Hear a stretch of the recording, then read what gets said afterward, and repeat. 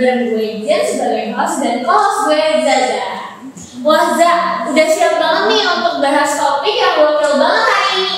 Siap banget dong Jen. Hari ini kita bakal ngomongin sejarah yang kompleks banget sampai bikin pusing, tapi seru. Topiknya itu perang. Saudara gimana jawab?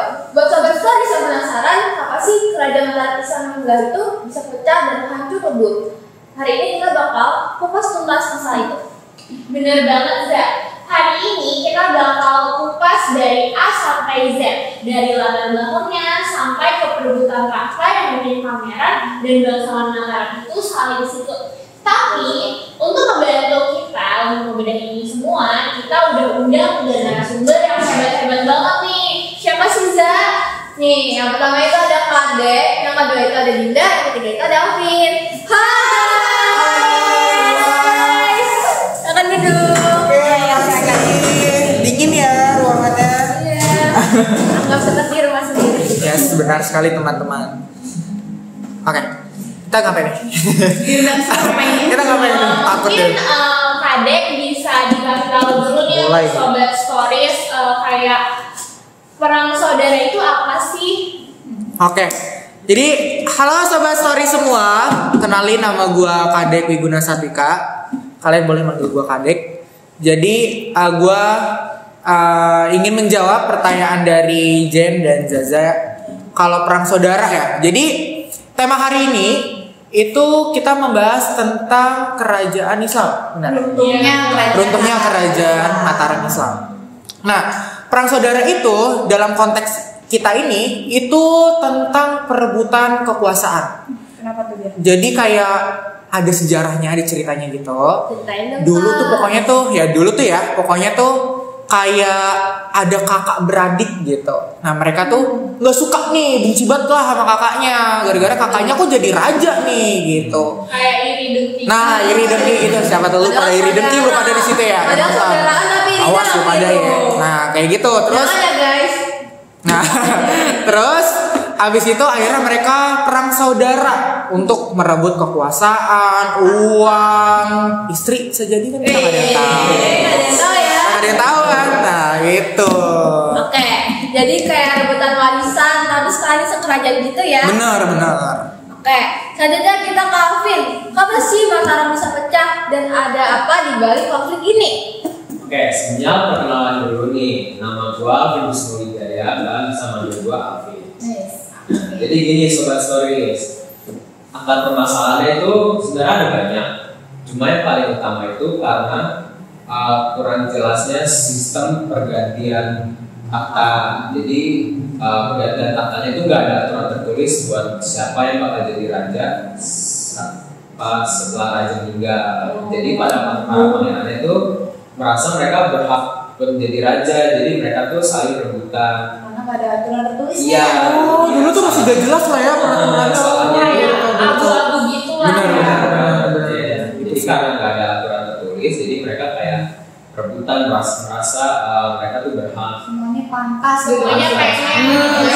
Iyalah sampai nggak pengen kan jadi raja gitu. Nah, dapat warisan siapa? Iya kan, duit ya. Oh, awas lu yang nonton gitu juga tuh. Kita udah nanya Kadek, udah nanya Alvin, sekarang kita tanya Dinda. Sumber kita yang paling cantik.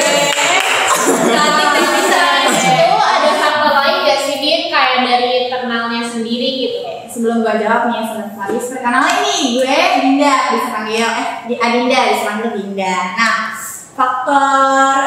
faktornya itu ada sistem suksesi yang kacau, apa sih? Sistem suksesi yang kacau. Nah, selain itu ada faktor lain yang penting. Coba apa kira-kira? Ada campur tangan tuh apa sih yang bisa bikin Apa tuh? berantem? Campur tangan mungkin? Nah, betul, adanya campur tangannya VOC nih. Nah, awalnya nih VOC ini jatuh nih. Masalah tanah Jawa. Ngapain sih? Ya berdagang. Berdagang nih mereka. Berdagang, mungkin berdagang rempah-rempah, apapun itu. Tapi akhirnya lama-lama nih VOC ini manfaatin masalah internal yang ada di Mataram Islam ini kan. Nah, Dimumpung gitu ya. Bisa dihukum nih. Nah, Bener. dia tuh manfaatin. Habis itu dia tahu nih di Mataram adanya lagi perang dingin. Ada kakak beradik yang perang dingin kan, jadinya dia ngasih imbalan nih berupa kayak wilayah atau perdagangan monopoli yang gede banget.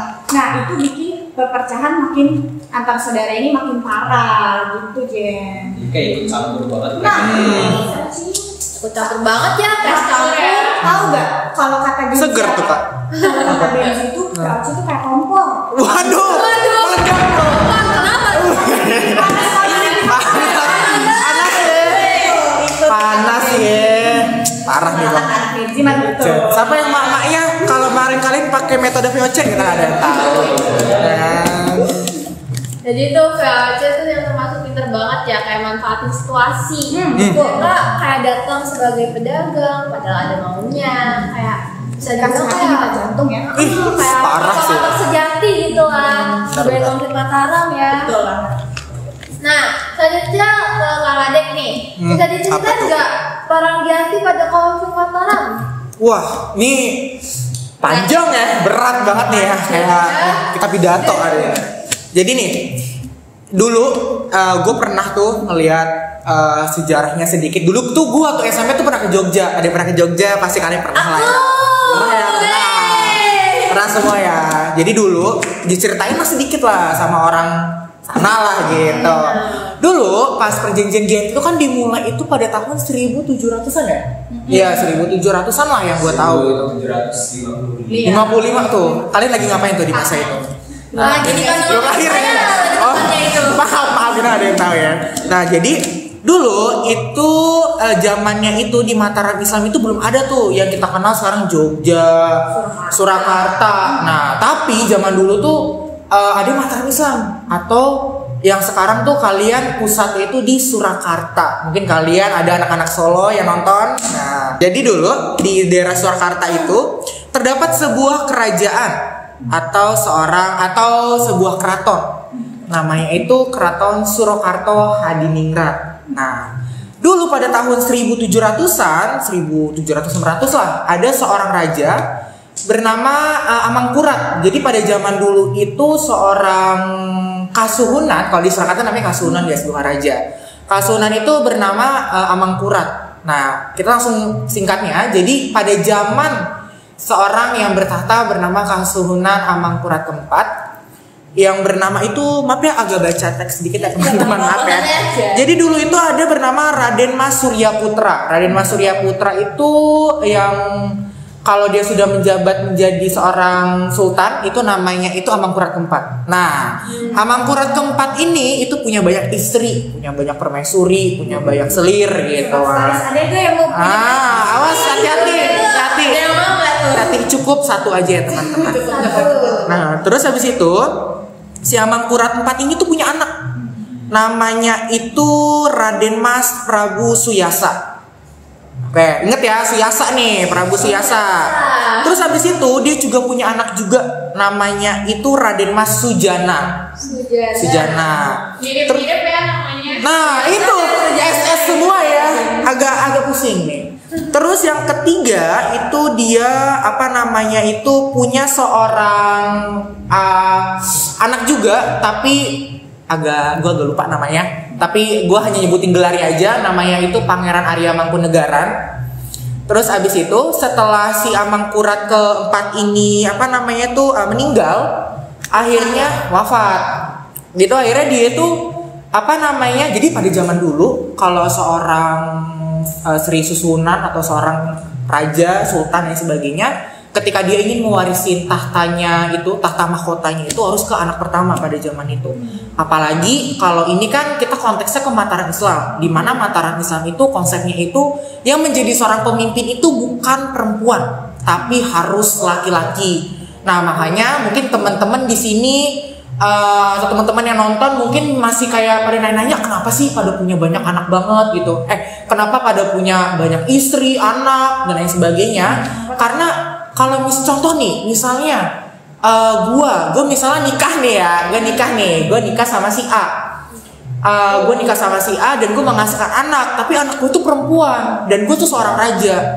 Dan gue tuh mikir, kalau perempuan tuh nggak pantas ya. Nah, di zaman itu tuh perempuan gak pantas, guys. Tapi sekarang jangan ada kayak gitu ya, jangan dibeda-bedain. Sekarang kan udah Tuh, benar ya guys ya, jangan ada yang beda-bedain. Nah, terus habis itu, gue tuh bingung. Nanti kalau misalnya gue nggak punya anak laki-laki, terus nanti mahkota gue mau dibawa kemana nih? Gue nggak mau. Yang ngurusin siapa? Gue nggak mau mahkota gue kasih ke orang lain, ke adik gue nggak mau. Gue pengen ke anak gue gitu. Akhirnya dia nikah lagi sampai punya anak cowok. Nah, pada zaman itu kayak gitu guys. Tapi kayaknya yang kayak gitu masih ada ya sama Nah, itu. beberapa suku yang si garis keturunannya itu ngambil dari ayah. Benar. Itu mereka tuh kayak pengen banget gitu punya anak tuh cowok. Nah, benar. Contoh terusin marga. Nah, tuh jangan ya guys ya, udah biasa aja, syukurin. Budayanya masih kental nggak sih? Benar, mana masih sistem patriarki masih kuat Semua banget. anak tuh itu pemberian dari Tuhan. Benar guys, jangan kayak gitu ya, oke? Semua anak sama, oke? Nah, kita lanjut ya.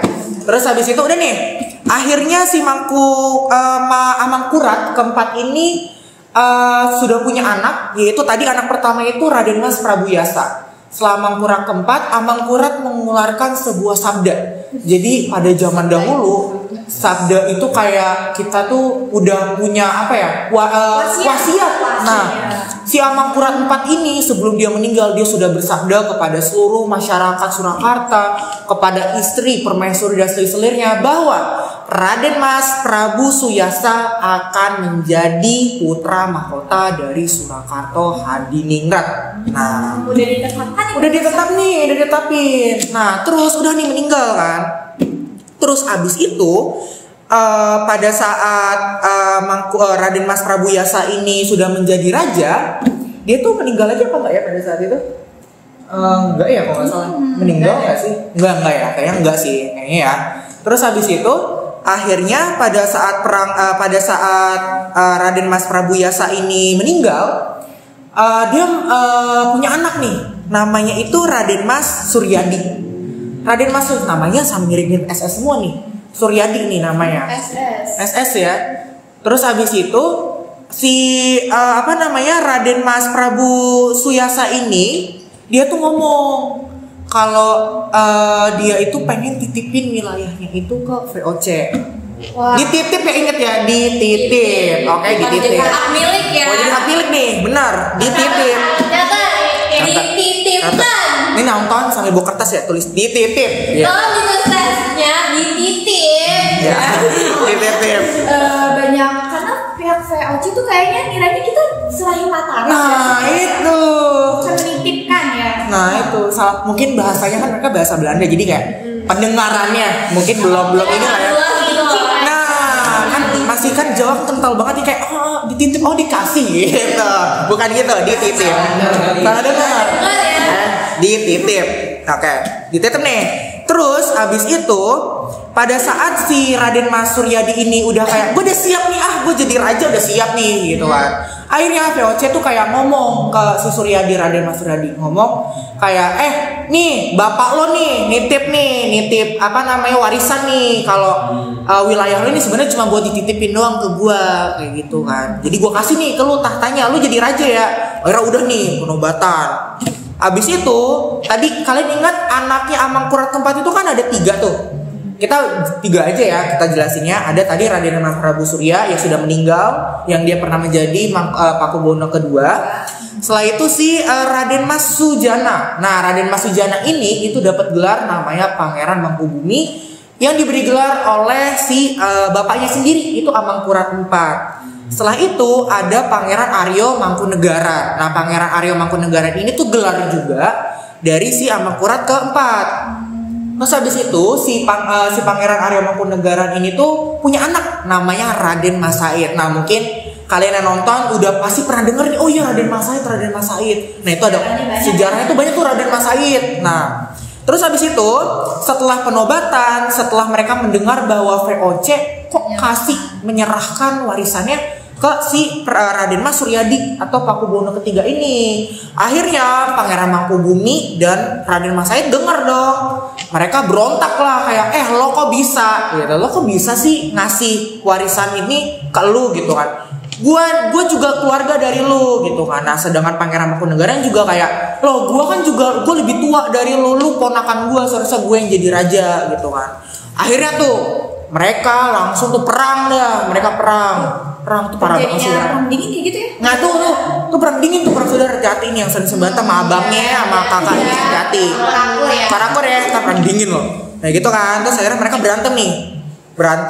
Terus habis itu akhirnya pada tahun 1755 atau lebih dari itu, mereka itu akhirnya mengeluarkan surat perjanjian Giyanti. Jadi perjanjian Giyanti ini yang legendaris kan.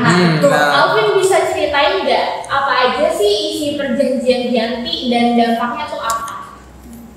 Jadi perjanjian Giyanti itu adalah perjanjian yang bikin Mataram tuh pecah jadi dua secara resmi. Jadi ada Kasunanan Surakarta dan juga Kesultanan Yogyakarta. Nah, Kasunanan Surakarta ini buat Pakubuwono III, sedangkan kalau Kesultanan Yogyakarta itu buat Pangeran Mangkubumi. Nah, jadi Kayak jadi terbagi-bagi gitu ya? iya, Berarti dulu tuh wilayah Surakarta gede berarti dulu ya, sampai ke Jogja. Luas bukan gede makanya teman-teman. Luas. Jadi Pangeran Mangkubumi ini diangkat jadi Sultan Hamengkubuwono I. Nah, perjanjian ini juga jadi saksi di mana VOC itu makin berkuasa di Jawa. Jadi mereka tuh kayak mengatur kerajaan-kerajaan di Jawa. Punya sistemnya sendiri. Licik nih ya VOC. Ngatur gitu loh. Kan tadi Alvin udah ngejelasin nih perjanjian Giyanti. Selain itu ada nggak sih perjanjian kayak perjanjian Salatiga yang di tahun 1757? Nah, ada nih Jen. Nah, perjanjian itu kan perjanjian Giyanti. Nah, perjanjiannya pada tahun 1755. Nah, 1755. Nah, ini tuh karena Pangeran Sumberjowo ini, yaitu Mangkunegaran ini merasa dikhianati nih sama si Mangkubumi sama Pakubuwono III. Nah, mereka akhirnya bikin perjanjian sendiri nih sama pihak VOC gitu. Biar apa? Biar mungkin merasa puas ya. Mungkin Pakubuwono III dapat. Iya, Mangkubumi dapat jadi sultan lagi. Iya. Ini kok gua nggak jadi apa-apa nih? Adil. Benar. Mentang-mentang paling muda ya. Makanya Mangkunegaran ini bikin perjanjian lagi sama VOC. Nah, itu tuh yang buat Mataram terbagi menjadi 3 wilayah. Jadi pecah-pecah nih wilayah Mataram, yaitu terbagi dari jadi Yogyakarta, Surakarta, sama Mangkunegaran. Nah, habis terbagi lagi menjadi 3, terbagi lagi menjadi 4 bagian. Banyak banget. Banyak ya. Banyak. Nah, yang keempat ini apa teman-teman sobat Staris? Ya, betul. Apa tuh? Nah, kalau Jogja itu kan dia tuh kan wilayahnya kan istimewa. Yang di mana? Istimewa. Nah, Yogyakarta itu tuh kalau kalian pernah dengar tuh kok di Jogja nggak ada pemilihan gubernur, nggak ada pemilihan wakil gubernur? Karena sistem pemerintahan di Jogja itu sistemnya itu monarki guys, di mana seorang gubernur dan wakil gubernur itu berasal dari keturunan bangsawan. Kalau seorang gubernurnya itu adalah Sri Sultan Hamengkubuwono ke-10 yang sekarang. Kalau wakil gubernurnya itu si adipatinya, Kanjeng Gusti Pangeran Adipati Pakualam itu sendiri. Nah, aku dulu pernah gua dulu pernah itu ke keraton di Jogja. Itu keratonnya tuh Mana tuh Kak? jadi kayak keraton di Jogja itu tuh luas banget. Terus di situ tuh banyak banget tuh budaya-budaya yang kita nggak tahu, apalagi mereka itu kaya dengan adanya batik. Mungkin kalian yang punya batik itu salah satunya batiknya dari mereka tuh, dari batik Solo, batik Jogja pasti Batik itu. Minus dari mana? Itu batik minus kebanggaan. Makanya nih kebanggaan ini. Kita bangga dengan sekolah kita. Terus abis itu juga kalau di Surakarta pun juga kalian tuh bisa juga tuh teman-teman, sekaligus kita promosiin juga ya. Jadi gak cuma di Jogja yang kalian tahu tentang kerajaan, tapi di Surakarta tuh kalian bisa tahu juga tentang budayanya seperti apa kayak gitu. Karena sebelumnya jadi Mataram Islam tuh adanya Hindu. Nah, kenapa namanya Mataram Islam? Ini juga ada fun fact nih. Kenapa nih? Kenapa nih namanya Mataram Islam? Apa tuh, Kak? Jadi Jelasin nih ya, sedikit aja, nggak usah banyak-banyak, kasihan ntar dengerin ya. Jadi dulu setelah kerajaan Mataram kuno itu runtuh, Raja Mataram kuno itu kerajaan Hindu Buddha guys. Hindu Buddha mereka runtuh. Akhirnya pada saat penyebaran agama Islam, akhirnya apa kita buat aja nih kerajaan di sini. Kerajaan Islam. Bangun lagi kerajaan. Terus abis itu kayak mikir nih para petinggi-petingginya, apa kita bikin Mataram Islam aja ya? Soalnya kan dulu Mataram kuno, terciptalah kerajaan Mataram Islam seperti itu guys. Peninggalan Hindu Buddha tapi juga ada nih Nah, kayak candi-candi. bener. Pernah ke Prambanan? Nah, itu ada. Borobudur? Iya, itu ada juga. Sebenarnya Indonesia tuh kaya banget ya. Banget. Kaya, benar. Apalagi kaya dengan adanya sejarah tuh, banyak banget sejarah. Indonesia emang budaya sejarah ya. Ya betul banget. Nah, dari satu kerajaan besar akhirnya pecah jadi 4 karaton guys. Beneran miris ya. Oke, dari belakang kita bisa ditarik kesimpulan nih Jen. Setuju nggak? Jadi perang saudara itu bukan cuma soal rebutan tahta, tapi juga karena sistem yang gak jelas, dan yang paling parah itu adanya pihak luar yang ikut campur. Ini pelajaran buat kita bahwa konflik internal itu bisa jadi celah buat pihak lain untuk menguasai kita. Nah, karena kita udah dengerin penjelasan dari narasumber kita yang hebat banget, walaupun udah kita dengerin nih, kasih ya. Sampai situ aja. Kita masih ada game. Waduh. Ada siap gak nih? Waduh. Ini podcastnya buat Waduh.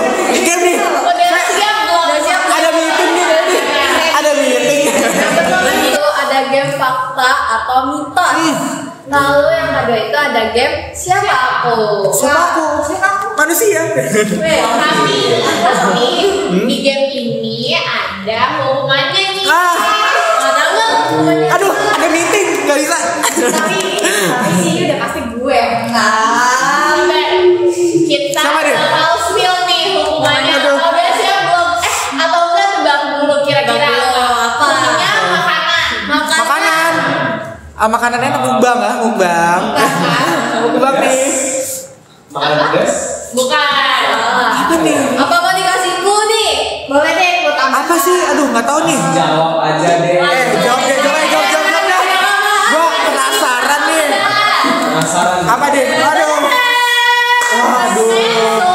Super. Kalian udah pernah coba nggak? Aduh. Memang Urban Stories mungkin ada yang udah pernah coba nih. Aduh, ini tuh asem banget loh permennya.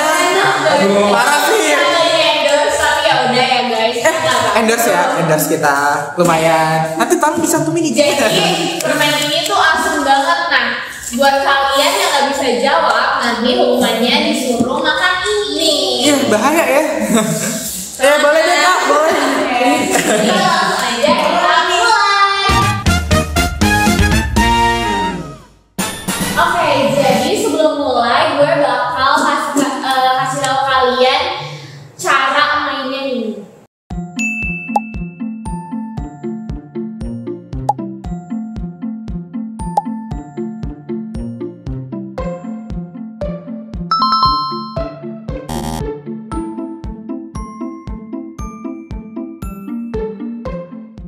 Oke, udah paham gak nih? Paham.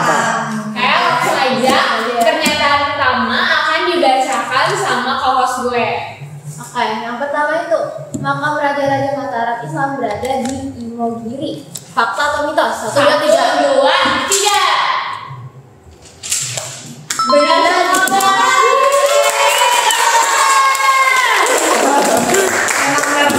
Ayo. Ini nggak ada yang makan ya? Nggak ada. Aman ya? Aman. Lanjut ya, pernyataan kedua.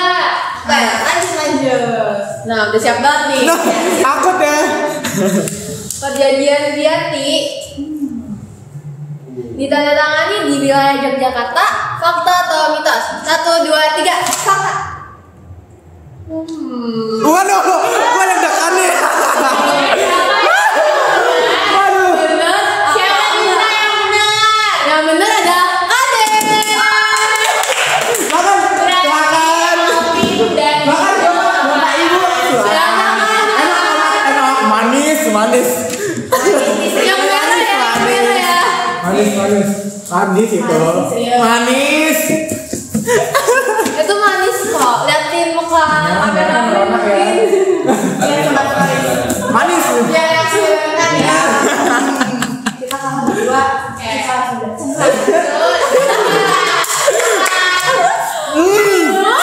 Sedap. Manis banget ya. Bikin mata melek ya. Waduh, Jadi jereng. game selanjutnya gak bakal ngantuk dah. Jereng ya. Oke, gimana mau lanjut lagi? Lanjut kita nanti Lanjut. Masih paham ya? Masih paham. Masih paham. Bacain Za. Oke. Pernyataan yang ketiga, perjanjian Giyanti adalah kesepakatan antara VOC, Pakubuwono III, dan Pangeran Mangkubumi. Fakta atau mitos? 1, 2, 3. Mitos. Dua juga mitos Ini ya. kayaknya ada lagi nih yang Yakin. Yakin. Yakin. Enggak takut. Yang bener itu ada Dinda dan Kado. Oh my god. Enak segar ini mas seger. Manis lama ya. Segar. Kalau kita taruh dulu boleh? Apa? Taruh dulu. Oh, bisa. Waduh. Dia singkat-singkat ya. Parah nih. Manis banget ya. Mulai yang makan aja udah mau. Agak penuh tekanan batin ya bapak ini. Gak apa-apa.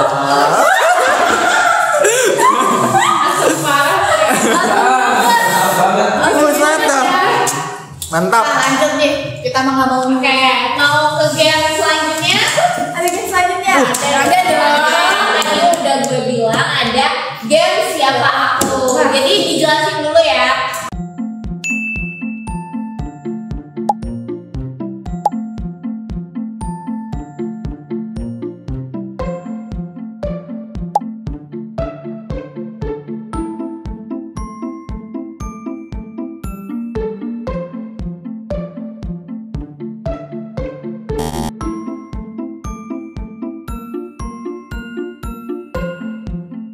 Oke. Jadi langsung aja nih. Mulai. Coba deh. Siap? Angkat tangan lagi. Aduh. Udah siap kan? Ya angkat tangan kan? Ini angkat tangan kan? Atau gimana nih? Angkat tangan aja ya. Angkat tangan aja ya, cepat-cepatnya. Aku gitu. Saya. Saya. Oke, nanti angkat tangan aja ya. Siap kan? Oke. Pertama, Zaza coba bacain Za clue pertamanya. Oke, udah siap buat tebak? Nih, Uh. clue pertama. Aku Raja Mataram yang banyak bersinggungan dengan VOC. Raja Mataram ya dengan aja.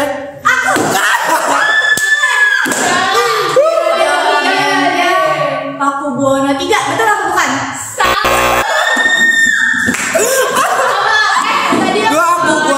Gua. Ini raja ya? Iya. Aku Raja Mataram yang banyak bersinggungan dengan VOC. Bersinggungan. Raja Mataram. Singgungan nih. Siapa nih? Gue takut nih. Amangkurat ketiga. Salah. Pakubuwono kedua.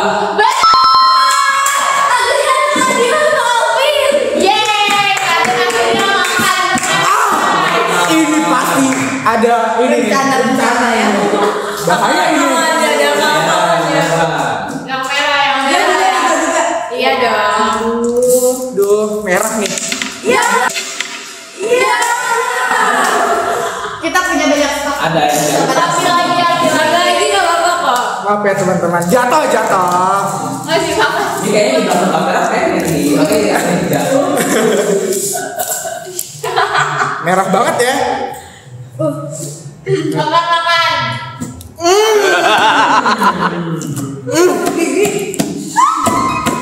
Giung banget ya giung.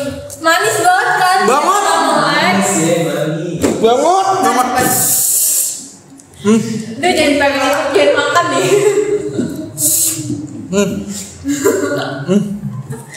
Lanjut kita Lanjut. Masih paham? Yang kedua. Oke. Gimana Zal pertamanya? Tepuk pertama. Aku lahir di keluarga Ki Ageng Pemanahan. Ki Ageng Pemanahan. Iya. Siapa tuh? Jangan nyampe Aku lagi. lahir di keluarga Ki Ageng Pemanahan. Kalau kedua deh. Oke, Coba clue untuk kedua. kedua, aku mendirikan kerajaan Mataram Islam. Dan tadi jelasin loh. Oke, untuk Alvin silakan. Panembahan Senopati.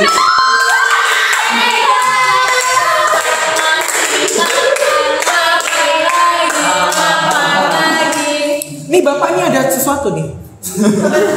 Ada, saya curiga nih 3 orang ini ya.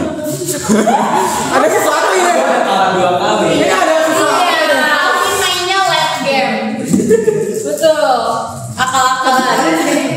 Mau coba varian baru. Udah habis merahnya nih. Habis dah. Itu buang aja lah. Gak boleh gitu.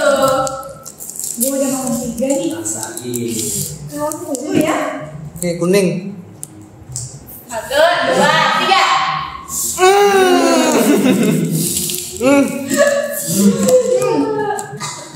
Kita Terus sebelum- podcast sakit gigi. Nggak tidur nih 2 hari. Lidah mati, rasa dari lidah mati. Duh. Aman banget. Habis ini langsung beli es kepal Milo nih. Oke. Lanjut nih kakak. Masih paham nih, jadi bantah ya. Clue pertama, aku adalah saudara dari Paku Buwono II. Gimana kalau Aku ada dua. Oke. Apa? Aku saudara kedua. Aku adalah saudara dari Paku Buwono II. Ini jawabannya harus 1 apa 2? Jawabannya 1 aja. 1. Saudara ya. Pangeran Mangkubumi. 1, 2, 3. Benar. Selamat pagi makan ya. Dinda kayaknya makan mulu. Apa ya tidak? Zup, tolong endorse dia. Dia udah makan banyak endorse. Oke, silakan dimakan. Gua mau coba ya. Oh yang kemarin itu kayaknya enak juga tuh. Oke, kita coba semua rasa yang ada di sini. Kita tabang. Gitu ya. Manis. Manis banget. Sakit gigi pun besok ini bakal terngiang-ngiang sama ini. Nggak tidur ini. Mantap. Makanya 1, 2, 3. Dinda udah makan berapa, Din? Berapa, Din? Gak terhitung. Nggak terhitung. Bawa langsung pulang. Udah pulang. Udah disuka ya? Enggak. Lanjut. Udah selesai. Guys. Alhamdulillah udah kelar ya. Keren banget ya, Za. Aja buat sobat stories. Semoga obrolan kita hari ini bisa nambah wawasan dan bikin kalian masuk melek sejarah. Jangan lupa, sejarah itu bukan cuma hafalan, tapi juga pelajaran hidup. Tuh dengar tuh. Terima kasih buat Kadek, Alvin, Dinda yang udah nemenin kita hari ini. Dan buat sobat stories, sekian dari podcast kami. Terima kasih sudah menyaksikan podcast kami dan mohon maaf bila ada salah kata